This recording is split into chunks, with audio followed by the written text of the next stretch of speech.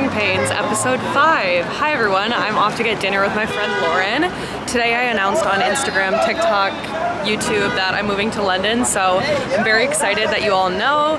Cat's out at the back, but yeah, I'm a little bit overwhelmed. So I'm gonna go chat with Lauren and have a good night in the Lower East Side.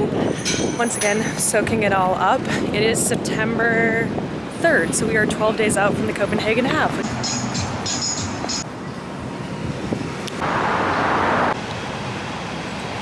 It is September 5th. Welcome back to Growing Pains episode 5. Here in my apartment, Fashion Week is starting in New York City. I'm kind of fashion adjacent. I'm not really like in the industry. A lot of my friends are though, like editors, journalists, etc. So they have to cover the events.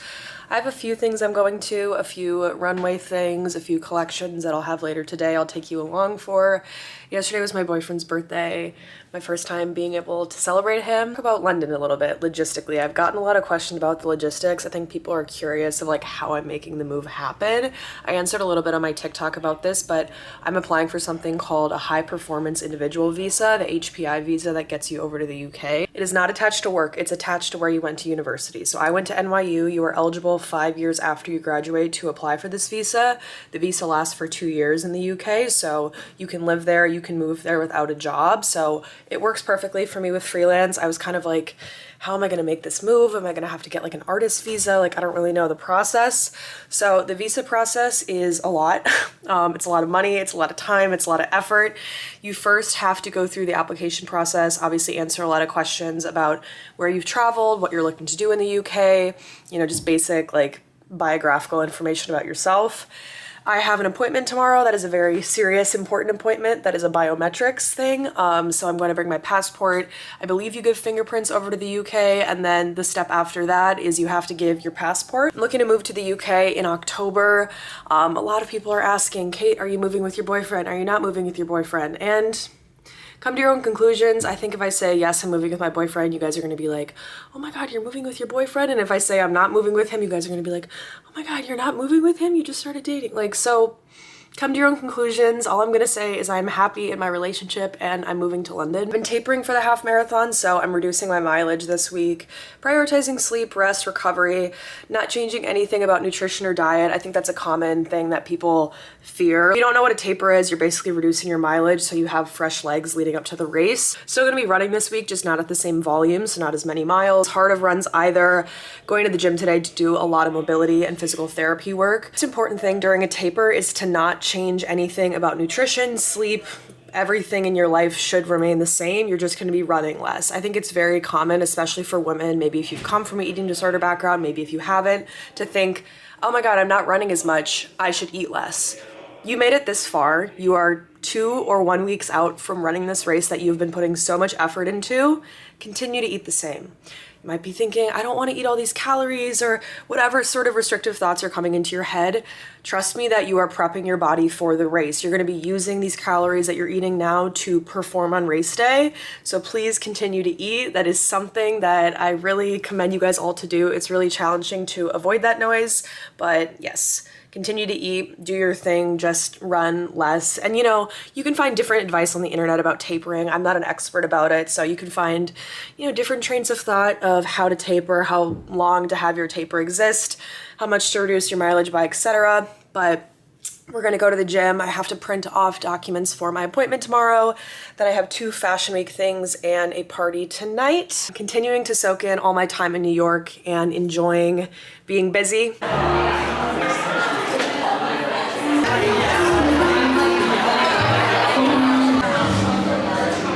Oh, hello. I forgot to film my first outfit of the day, but I went home and changed. I had to print out more documents for my visa appointment tomorrow, which was kind of stressing me out. But we're going to an event of a designer that I actually met when I was in Lisbon.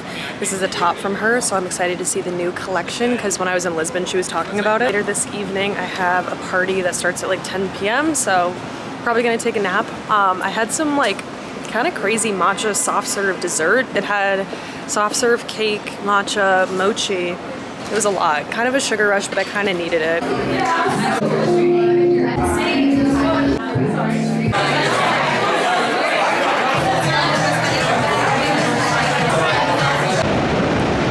Hi everyone, day 2 of Fashion Week. We are off to Susan Alexandra and Rachel Antonoff. Here is the outfit I'm wearing. I have some Susan charms here. I'm really excited. Susan is so whimsical and magical. Can't wait to see the show. Vester. That's from Farmer's Dog. I've seen the Farmer's Dog commercials.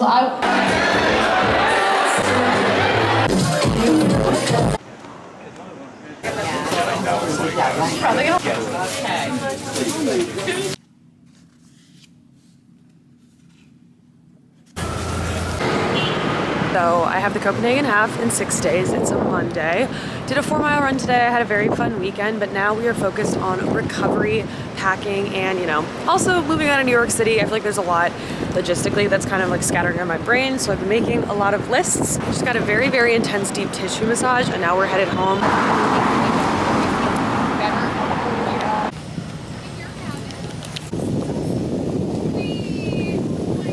It is Wednesday. We leave for Copenhagen today, and we are 4 days out from the half marathon. It's starting to feel real. Today was my last run. I pushed a lot of speed in the run. Gonna pack, go to the airport. I land in Copenhagen Thursday morning, and then the weekend starts. I am so excited. My mom and my boyfriend are both coming to support me, so I get to explore the city with them. I have been to Copenhagen before, but it was in 2022, so excited to see it again. Excited to do a lot of stuff with Planet Nusa, meet the team, see their stores, etc. You'll be coming along for it, so let's get into this busy day ahead.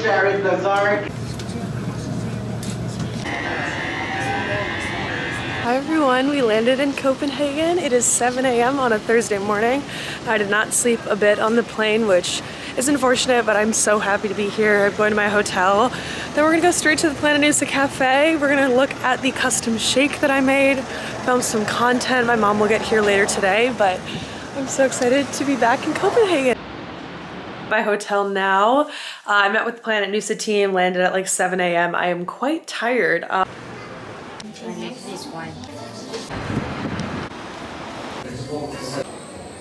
I running on 0 hours of sleep in like 48 hours? Correct. What am I gonna do about it? I don't know. Try not to spiral. No, we're doing okay. I'm walking around now. Try to take a little nap before my Nusa talk, but yeah, a lot of window shopping today. My mom gets in tonight. My boyfriend gets in tomorrow. Fun stuff. Oh, yeah, they get there and they're like,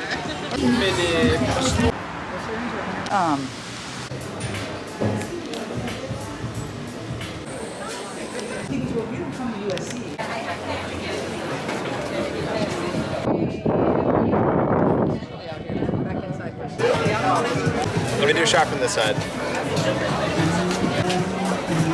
Wow. We're here at Ruffin Food Hall and we run the Copenhagen half tomorrow. Yeah. Good morning everyone. We finished the Copenhagen half. I'm reporting live to you from Monday. I did not pick up this camera at all on Sunday. I just wanted to focus on the race. If you don't know, this is the first race that I've actually raced, meaning that pushed paced, really tried to run a fast time. When I ran the New York City Marathon, I was coming off a stress fracture. The goal with that race was to finish, was to complete my first marathon. When I ran the Big Sur Marathon, I knew that that course was incredibly challenging with the hills and the elevation. My goal was to finish. Now, when I signed up for the Copenhagen half, I obviously knew that it was a shorter distance than running a marathon. I knew that I had a lot of time to train over the summer.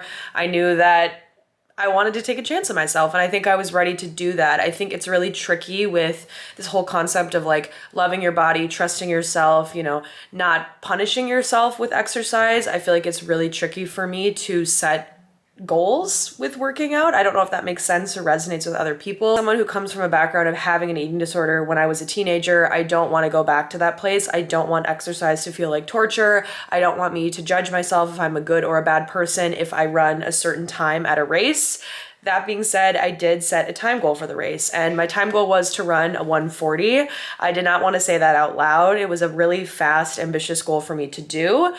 You've probably seen in my social media the whole Copenhagen half recap at this point, but I'm going to give it to you in my words as well. Training for a half or a full, you obviously can't push yourself at race pace every single day, or you would be extremely fatigued, extremely burnt out, extremely tired, right?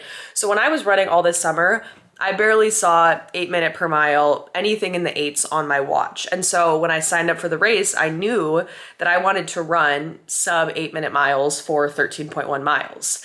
I had a lot of imposter syndrome going into this race. I had a lot of fears because I haven't pushed my body. I've pushed my body for distance, but it's been at comfortable paces that I've trained to be able to maintain. But I've not ever seen 13 miles at 8 something on my watch ever. So when I went into this race, I was very nervous, and I didn't want to obviously put that on the internet.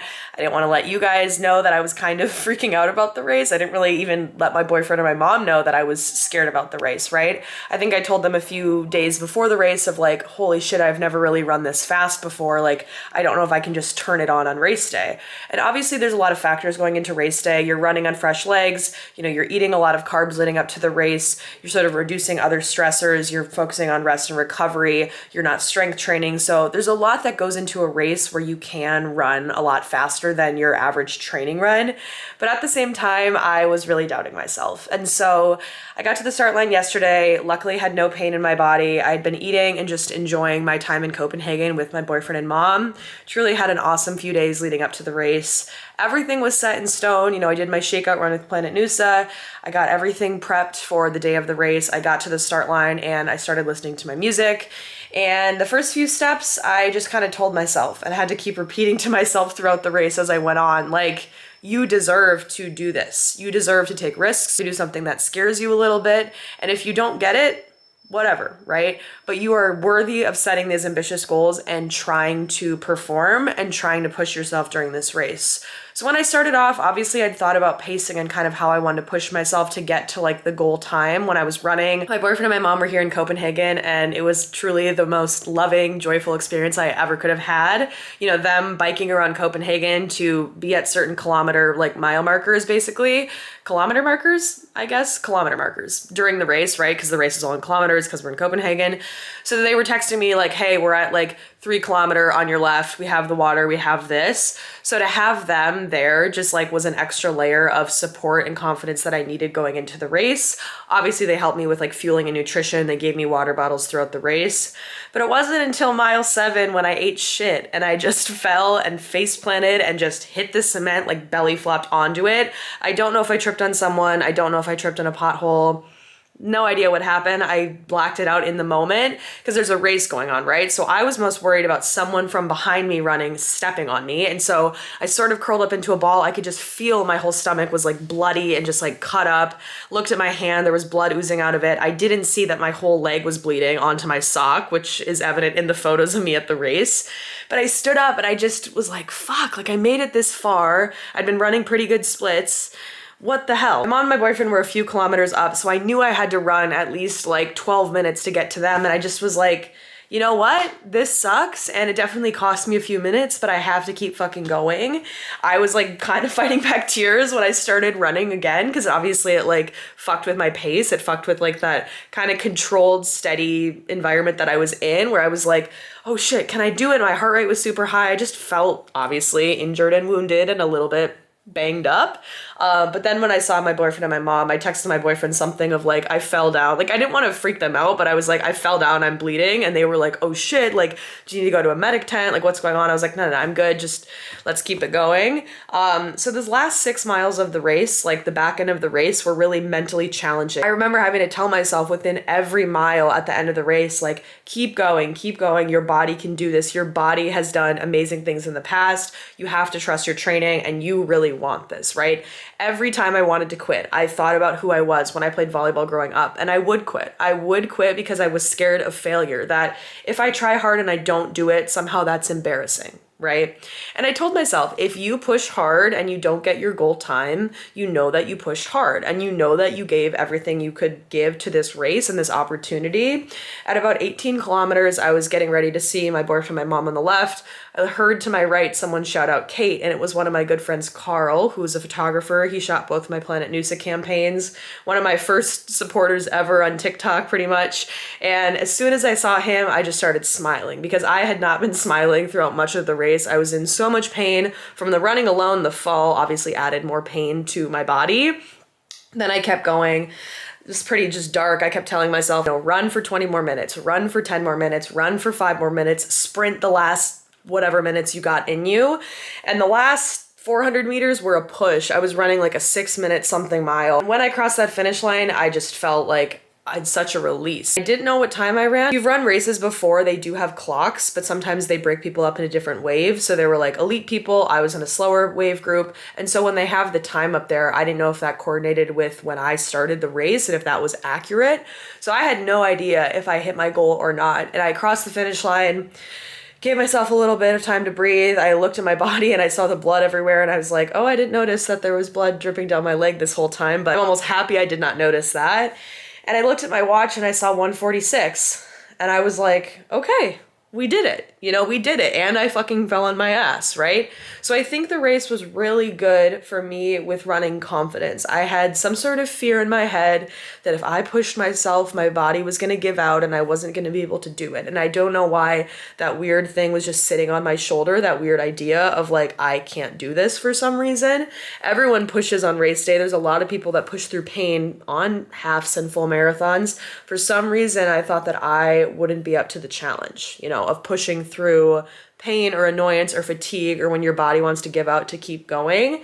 And I'm really proud with the race. I think it gave me a lot of confidence as I sign up for future races. I think there's also a lot of room for improvement for me with races. I didn't really pace it out like kilometer to kilometer or mile to mile. I was just like, run generally at this pace. If you feel good, push it a little bit more. So I'm really excited as I go to train for future races, and I don't have any on my calendar yet. I'm moving to London in 2 fucking weeks, so I have to figure all of that stuff out. But being in Europe, I'm obviously going to want to sign up for a half or a full or something, maybe in the winter, maybe in the spring. And I'm really excited to use this race as data on my body and just continue to get better. So that was the Copenhagen half marathon. I am super proud with the results. I had the best time in Copenhagen. It is my last day today, and then I'm going to go back to New York. So I think I'm going to finish off the vlog here, but it's been a crazy 2 weeks of getting my visa. I think I found an apartment in London as well. I just have to sign some paperwork, so that is super exciting. Happened the same day as the race. I was literally waiting in line for the porta potty at the half whatever, and I was messaging this one apartment that I've been looking at like, hey, like I really want it, whatever. So good things are coming. I think the next vlog will be about my last 2 weeks in New York, which are very weird to even be saying out loud. But thank you guys for the support. Copenhagen was amazing. I can't recommend it enough. Thank you, Planet Nusa, for having me in Denmark. It has been the best time here. Thank you to all my friends and family for the support. Thank you to my mom and boyfriend. It was such a precious weekend that I think I'm going to look back on forever. Just seeing them hang out without me and just talking and chatting and laughing. Such a little weekend for us together. So thank you guys so much for watching, and I will see you in the next episode of Growing Pains.